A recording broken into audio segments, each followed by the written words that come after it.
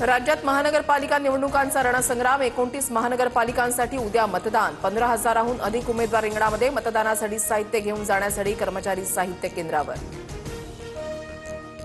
मुंबईत सत्तेची महालढत 227 प्रभागामधून सर्वाधिक 1,700 उमेदवार रिंगणामध्ये तर इचलकरंजी आणि जालन्यामध्ये पहिल्यांदाच लोकशाहीचा उत्सव 65 जागांसाठी मतदान 230 उमेदवारांमध्ये लढत।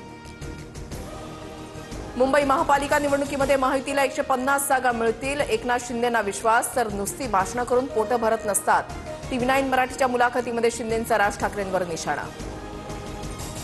अजित पवारांचे 1999 मधील शिवसेना भाजप युतीवर आरोप पुरंदर उपसा सिंचन योजनेच्या खर्चामध्ये पार्टी फंडासाठी 110 कोटी वाढवले आरोप करत पुरावे असल्याचा अजित पवारांचा दावा। 1999 मध्ये मीच जलसंपदा मंत्री होतो त्या काळामध्ये पार्टी फंडसाठी असा कुठलाही निर्णय झाला नाही अजित पवारांचे आरोप एकनाथ खडसेंनी फेटाळले।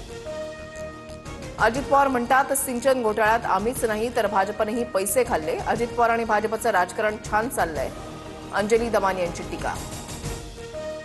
गोरेगावात शिंदेंचा ठाकरेंना धक्का गोरेगाव विधानसभा संघटक दिलीप शिंदे आणि प्रमिला शिंदेंचा शिवसेनेमध्ये प्रवेश शिंदे पती पत्नीच्या भाजप प्रवेशाच्या चर्चा मात्र आदल्या रात्री शिंदेंच्या शिवसेनेमध्ये प्रवेश।